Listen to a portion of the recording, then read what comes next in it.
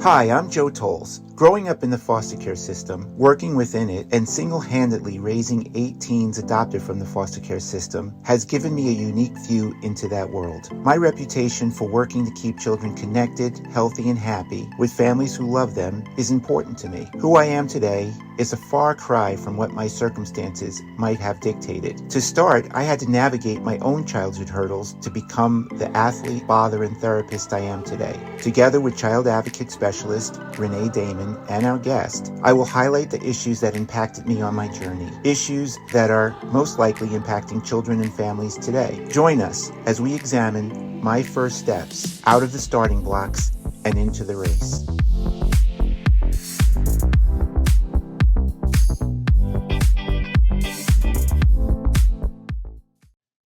Chapter 1: Phasing in and out of a false reality. Before I can begin to share with you the issues of my upbringing, there is something that needs to be made clear. Growing up in foster care was like trying to build a house on shifting sand. Without a solid foundation, I couldn't possibly stand firmly. In my case, it was 21 years of exposure to the system. When you are exposed to something for that long, some of this stuff gets cemented into your psyche. For me, there was always a deficit in structure, stability, and credible guidance based on a lack of understanding of where I was physically and emotionally. Imagine being on a boat in the middle of a stormy sea, with no anchor and no lighthouse to guide you. That's what it felt like.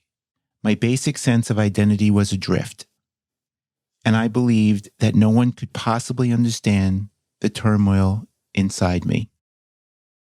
When I was a child, counseling was unheard of, empathy a fleeting luxury, and active listening non-existent. I was a damaged child. Most people tiptoed around the real issues, afraid that addressing them would either upset me or themselves. It was as if my pain was a soap bubble, too fragile to touch, if ever noticed at all. People's inability to master dishonesty, discomfort, or feelings of helplessness was striking. They silently dismissed or didn't believe at all in my ability to recognize how my presence impacted them.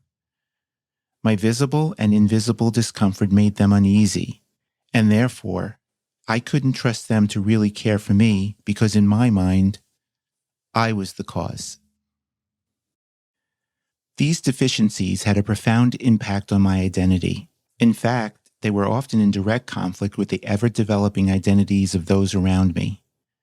My foster parents, for instance, were caught in a paradox. They wanted to be seen as capable and able to solve any issues that arose within me, while maintaining strict control of their parental responsibilities. They had 2 biological sons and 4 foster children. 6 young lives under their care, looking to them for individualized attention. The truth of the matter was, they could barely deal with their own limitations. Their need to appear and feel competent and in control often overshadowed the need or awareness to provide distinctive, individualized connection and understanding. Caseworkers were another layer of complexity. They were substantially unprepared and undertrained to deal with the psychosocial issues intertwined with childhood loss and trauma. Their primary focus always seemed to be on placement stabilization. They often appeared out of place in our limited interactions, which interrupted the shaping of an environment for trust building. Long-lasting placement overshadowed the assurance of well-being. It never felt like they were there for me, and therefore, important information was kept secret so that the chaos I knew would not be replaced by the chaos I did not know. Teachers, peers, and adults outside the foster care system often lowered their expectations of me once they became aware of my situation. Whether out of misunderstanding or pity, their diminished expectations only deepened my sense of isolation. In many ways, I was a victim, but those who were part of my evolution responding to me as such was disabling. I became acutely aware of the differences in the treatment my peers received from others, the complications and stressors of being part of a foster family, and the physical and cognitive differences of the people who were part of my family. These constant reminders made me feel like a temporary visitor in my own life, a stranger in a supposedly familiar place. The sense of being an outsider was worsened by the lack of permanency in my life. Without a stable and believable source of security, I was left to navigate my journey alone. The dismissive behavior towards my intentions and needs only made the foundation for my identity more unstable. There were moments when I desperately wished for someone to see beyond the surface, to invest time in understanding the real me. But those moments were rare and lived in my fantasies or remained hidden behind my fear. People around me were content to maintain the status quo, to keep the waters calm rather than to dive into the depths of my reality. It was an isolated path, one where I focused more on the things I understood, like the gaps between me and the rest of the world, rather than on the bridges that could have been built. Identity formation is a crucial part of growing up. It's the process through which we come to understand ourselves, our values, and our place in the world. For most children, this journey is supported by a stable environment, consistent guidance, and a sense of belonging. But in foster care, the lack of or inconsistency of these elements makes healthy identity formation an uphill battle. My identity was not only shaped by my experiences, but also by the constant need to adapt to new environments and people, while trying to develop a sense of belonging. This, you might imagine, made it difficult to develop a stable and healthy sense of self. During this chaotic journey, my own identity felt like a puzzle with missing pieces. Each deficit in structure and stability, every instance of mislabeled intentions, and the constant reminder of my differences contributed to an unstable base from which I had to develop. I yearned for a sense of belonging, for someone to genuinely listen, for someone to understand, and answers to how my existence in this situation came to be. But in the world of foster care, these needs often go unmet, leaving me to find my way through the solitary darkness. As I reflect on those years, I remember a child who was searching for stability, a child who needed not just a house to live in, but a home and a community to belong to. And while the journey was fraught with challenges, it also shaped the person I am today. The difficulties and struggles became a part of my story, a testament to the resilience it took to navigate a path that was anything but stable. Yet, it is this very journey, with all its trials and tribulations, that can forge a unique strength and resilience if nurtured properly. As I continue to piece together my identity, I carry with me the lessons learned from a turbulent past, determined to build a future where I can stand firm, rooted in the understanding of who I am and where I come from. Our guests for this episode are adoptive foster mother and family advocate Danielle Skelly and youth advisor and foster care alum Guillermo Mijero. Hi, I'm Joe Tolles, and you've been listening to Out of the Starting Blocks and Into the Race. We hope you're enjoying our conversations. This week's discussion was so good we couldn't possibly cut any of it out. So this conversation will be presented in two parts. Let's jump into part one, and feel free to leave your comments at joetolles.com. So I'm just going to come out right out of the gate with this. Something that you said that was very, very, like I understand it as a former foster youth.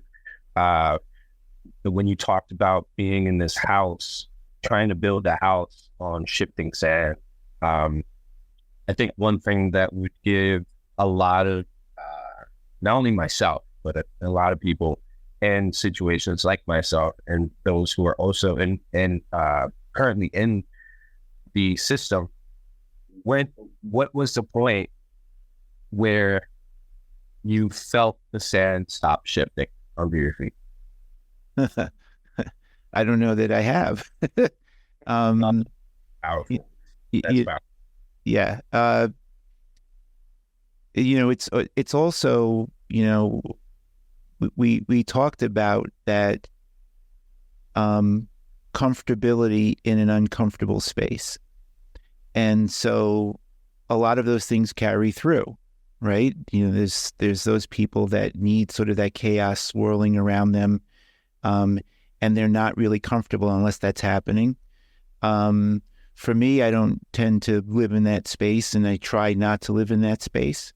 But the result of that is isolation. I don't cause the chaos. It's the people that interact with me that causes the chaos. And so, I was an adult, well into my adulthood before, because I did things. I got an apartment, then I got a house, and I was best when left alone. So one of the impacts of, I think, the foster care system on me is finding that solace, peaceful and calm. Of course, then I adopted 8 kids and gave that all up. but that's a safe place for me, and that's when the sands don't feel like they're shifting. It's the interruptions of the world and the outside stuff that I may or may not have control over that sort of causes that feeling of instability. I love the fact that you brought up this idea of chaos, because you actually touched on it in the video as well. You had said, I actually wrote this down somewhere. The chaos you knew is better than the chaos that you don't. That is, I mean, back to the idea of being comfortable with being uncomfortable, right? We're in this uncomfortable, chaotic scenario most of the time, but we almost become, it almost becomes home, right? So what would you say to those? Because I think one of the biggest problems with foster youth, and of course I'm just saying this personally, but one of the problems that I find personally is that I don't realize that I'm actually in an uncomfortable situation, right? So what would you kind of tell the youth? Sorry, go ahead. No, that's okay. I didn't want to cut you off. I apologize, but it just, this concept of like, what struck with me, and it's in the same vein of like this idea of like these caseworkers creating stability in theory, but really what they're doing is perpetuating instability, right? They are allowing this fake reality of everything looks okay on the outside and all the boxes are checked, but no like sort of core foundational stability and emotional well-being, because that might then rock the boat and cause a behavior that then would create, the image of instability, right? So and because I know you a little bit, but like the idea of your whole story, like you were incredibly stable from the outside, right? You checked all of the foster care boxes. You were the poster child, right? So which then transferred into your foster parents being, held at accolades because look at how successful you were. And foundationally had nothing to do with you. It had to do with all of these other adults being able to hold you up on a pedestal and pretend that everything was okay. And how do you form an identity where everything on the inside of you is saying, I'm in chaos, this is insanity, nothing is like the rest of the world, but all these outside adults who are your caregivers are saying, look at this kid rocking it, he's doing so great, he's checking all the boxes, but your experience is totally different. So the concept of forming an identity where you're not even getting an accurate message seems right. Insane. I don't even. I lived in the painting that everybody else was creating, and right. So I wasn't creating any of it. And my issues, silent or not, impacted on the way that they interacted with the people that they wanted to be seen as. So my identity formation was interrupting or in conflict often with their identity formation. And when I use the word chaos, I'm really talking about, like, when I say the chaos that I knew as opposed to the chaos that I didn't know, that's just fear. Right. Yeah. I mean, the thing that struck me is this concept of survival mode, and you literally lived in survival mode, and that became your norm. And then they reinforced that this discomfort and this survival that you were living in is good. Like, attaboy, it's great to live in survival mode. That was, it's just so incongruent to the natural progression of what we want for children. You know, we want the opposite. We want you to not live in survival mode. We want you to have always a safe place to fall.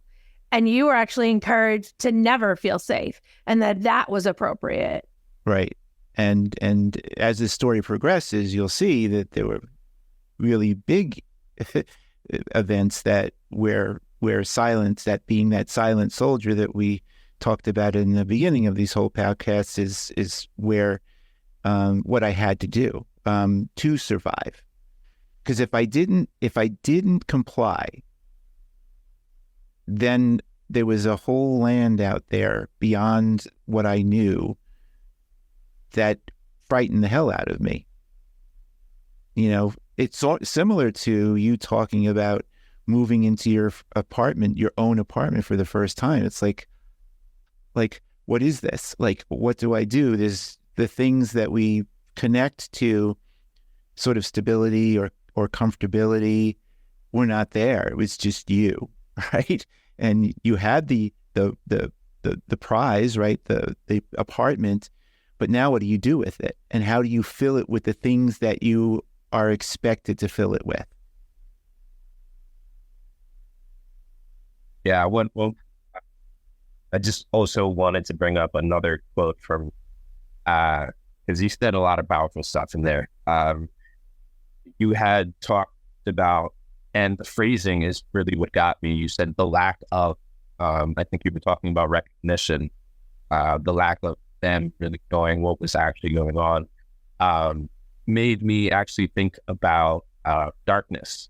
Is, at first kind of crazy, right? But when we always look at black, right, as a color, but it's not actually a color. It's actually just the lack of color, right? Which kind of goes on to, when I think of that idea, I also think of the idea of how in foster care, when we're in those situations, it's a lot of our life is lacking, not on our part, right? But on the part of those who are supposed to help us. And it's so easy for us, to bring it right back, right? That lacking, it's our darkness, right? And at some point we start feeding on that, right? I often refer to it as heaviness. It's just really, really heavy, because not only was I trying to figure out who I was and who I wanted to be and where I needed to go, I felt responsible for the comfortability that I created in the people that interacted with me. And so when we talked about not being able to be yourself, like, I was a child. Why do I have to be responsible for the way my parents feel? Why do I have to be responsible for what the caseworker felt?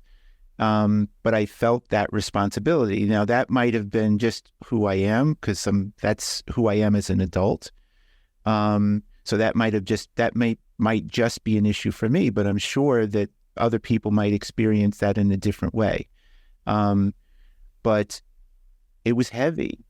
But don't you think that messaging is fed to foster youth? And as a foster parent, right? Like, how often do you have a case where go, oh my God, I have to move this kid on a Friday night because he didn't know how to behave? Like, how much of everybody's life is dumped on this youth? Right. who might be, 6, 7, 8, 9, 10 years old, but carrying like the fact that I'm not going to be home with my kids because you can't, keep your damn mouth shut kind of thing. Right. Or why is my pain the only pain that seems to be inconvenient for everybody else? Yes. Right. Like somehow the fact that, I'm looking for a little validation is not working for anybody else. So I might as well not, just let's pretend that my feelings aren't real, because when they're real, somebody gets mad, or someone's inconvenienced. Right. Yeah. Right. And going and watching you go through that, Danielle, I do. I think, the answer to the case planners and those kind of dictating that if they do this, they're successful, and if they're not. But I think that's what was so disheartening to me in the beginning of my career. And I started out as a case planner and I thought, oh, hell no. Like, what do you mean you're not talking to the child? What do you mean you didn't ask, like, what happened to them? Like, they get lost. And that just goes to show how broken it is, because all of those kind of notes and things that go into these files of these children that are taken from this foster home to that foster home to this foster home compile and compile and compile. And at some point in time, these youth hear these in review meetings or this or that, and they're internalizing all of this. And that's where my passion grabbed me, like, this needs to be shifted here. We have counties and case planners and this person, but dictating kind of what that identity formation is supposed to be for you. And how, when they go from county to county or foster care to foster care, how each time that shifts, because then they get a full other opinion and full other thoughts. And it's... Well, and if I may, what doesn't get transferred? Exactly. The pieces most importantly, the things that people deem unimportant. We know, we all, the three of us at least know that we don't get the full picture. We get edited versions, we get watered down versions, and there is not a clear picture of who that child is. And it's not just for you, because I spent a lifetime trying to fill in the gaps. Who am I? Where did I come from? Who do I look like? Why am I here? Right. And those are those questions echo through your head. It's like, what did I do wrong? Mm-hmm. Yeah. Why am I not good enough? Yeah, I think one thing that and I touched on this in the other video, but so many of these kids, we always ask, from the youth that I've worked with, from the youth that I've met, there's always this question of, like, why are they so amazing, right? Why do they have skills? And it's because of that survival. It's because a lot of youth in foster care are extremely hypersensitive, right? They notice this in the video. You notice when you start making someone feel uncomfortable. That's never a good feeling. You want to make people feel comfortable. And once you start noticing, oh, okay, like me saying I'm a foster kid or any type of scenario just like that, and you start noticing that they start feeling uncomfortable, that's when you start to diminish yourself. You start to make yourself smaller, right? And at some point, just making yourself smaller is just more comfortable. And, right? And you don't even get credit for those observational skills. Like they can't possibly know. Like, it's like talking about somebody in the room, like, and you're right there and they're talking around you. Like, hello.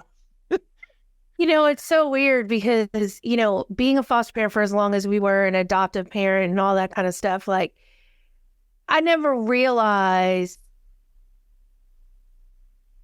and I guess being educated in this field and all that, like, intellectually you get it, but you don't always get it, like, in a humanity standpoint on some level. And I remember the first time I heard my daughter speak, because she was a youth advocate, and she spoke and she was imitating me. And it was not one of my finer parenting moments, for sure. Like, definitely not one I would ever tell a caseworker about, or you hope that nobody would ever see. And she indicated that that's when she felt the most at home. And it was like so polarizing for me, because I was like, I'm a professional, like, please don't say this about me. Like, don't tell people I screamed and that I was, not this perfect put together parent every day. And she was like, I knew that this was home because she was yelling at me like she was yelling at everybody else. And I'm like, oh my God, that's like awful, terrible. But that's what we long for, right? The genuineness of the interaction. It's like you made her feel heard. And it just seems so crazy, because it's like about putting our humanity first. Like, to me, my flaws as a parent or my flaws as a caseworker was because I put my humanity first, and I looked at people as people, and I thought about it as like, well, as a human being, I won't do that. So I'm certainly not going to do it as a caseworker. And sometimes I just want to ask them, like, okay, so if this was your kid, would you do this? Like, does this logically make sense? Like, let's take all the laws, all the judges, all this stupid crap out of the way, and say, like, as a person, does this make sense to you? And 99% of the time, I'm sure the answer will be no. But somehow when we become professionals and we get this fake education, we remove humanity from the reality of being in foster care. It's like the most inhumane experience, because we don't see them as people. We don't see foster parents as people. We don't see youth as people. The truth is that we don't even see caseworkers as people. And I'm not justifying it, but like, they're treated in a way that's unrealistic. Like, there is no way that they can effectively do their job for as many kids as they do their job for in a humane way, because of the level that they have to. If they were to take a deep dive into every kid on their caseload, it's real shit. Oh, sorry, I don't know if I could say that, but Sure you can. And now, you might only be able to carry one kid. You think about some of the youth as they get into their teen years, the stuff that they carry, and if I'm going to help you carry that burden, you're my only kid. That's all my energy is going to be focused here. But we've taken the humanity of it, just become, well, we have to check these boxes, and we have to make these regulations, and we have to do all of these things. And then we don't create people anymore. It reminds me of a soccer analogy where, the United States is behind in terms of their soccer awareness, because it didn't fit into, you couldn't fit commercials into it. So how do you fit humanity into a 9-to-5 job? Yep. Exactly. And Danielle, kind of piggybacking on what you said, it, how many times I've said to Joe and so many people, and then having a conversation with Joe a couple of weeks ago, but I've been in the human services field for over 30 years. And the biggest shift that I've seen is the human part taken out of that human services. Honestly, it's services. It's check the boxes. It's not asking those questions. But when Joe and I were having a conversation of when the case planner came into his home that he remembers when he was young, they never even spoke to Joe. They spoke to the foster parents, never spoke to Joe. And again, where's that piece, human and human services? Yeah. And how it gets so lost. And what it does and how it affects the youth that are in the system. Yeah. And you're right, Danielle. I had 10 young men that I did trauma therapy with, and it was all that I could even possibly handle. And then you see these case planners coming in with 25 kids on their case, and like how, and I was the one challenged them, and I was the one that asked those questions. Like, are you going to do this with your own kid? Yeah, I mean, when I was a caseworker, I would just, there were several times where I walked in and I said, if you want me to do that, I'm quitting. Like, there's no way as a person, like, fire me, quit. I don't know what you want to do, but like, I'm not doing that. Like, there's just no way that I can do that. That was me. And no time to train them, right? Right. Even if you had the I mean, you sound like a perfect person. It's like, you want me to do that, but like, how do you want me to do that? Like, they weren't qualified. They're not qualified to deal with, like I said in the piece, the trauma and loss issues of kids in care, or kids in general, maybe. And they don't pay them enough to be trained, and they don't pay them enough to do that work in a way that is important. It's a very inconvenient job when Friday afternoon, when you're planning to meet everybody out, and that's when everything happens. Like, no, you have to stay.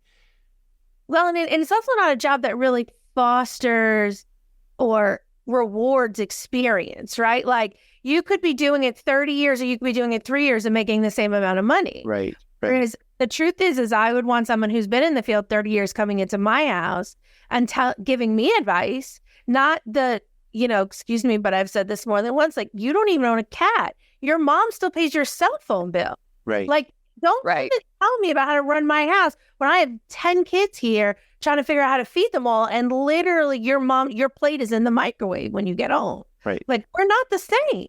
Right. And just to clarify, it is 10, right? You've gotten up to, is it over that? So we have legally adopted 6 and have 4 biological, but we raised, I have children that are mine just the same, that are not legally, I'm not on their birth certificate, but that are my children. Right. Just the same. Right. But the other thing that makes me think about, like, I think about my daughter who's 16 now.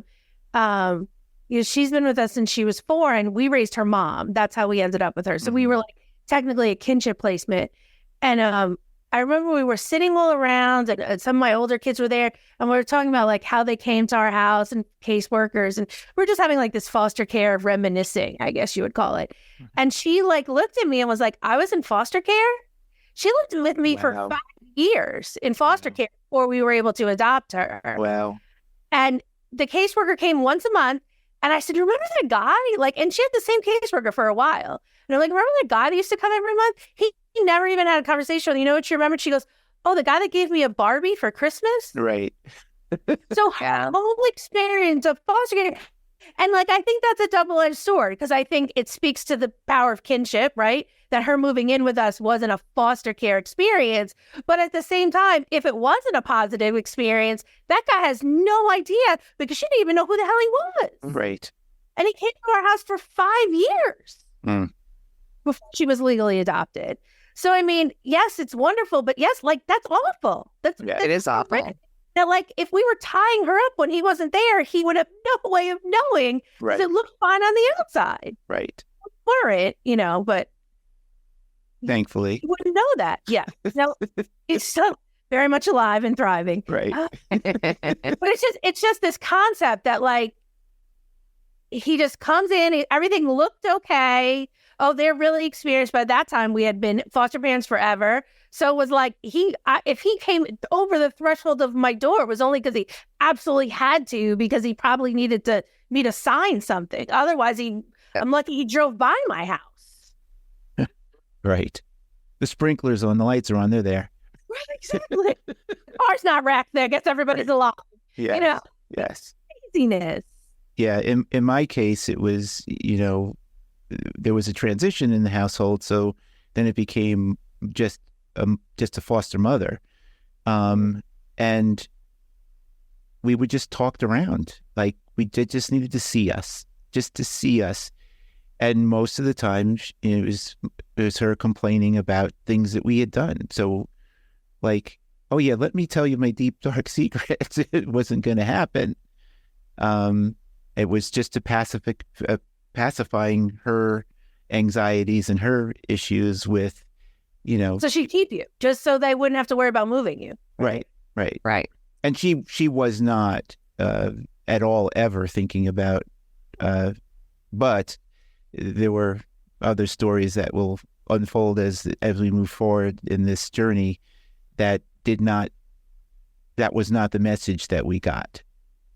No, of course not. I mean, I can only imagine, how often do we hear youth coming in saying, like, The threat of their home is like, if you don't empty the dishwasher, I'm calling the caseworker. Right. What the hell? Like, that's not real. Right. Like, in nobody's life is that real, other than a kid in care.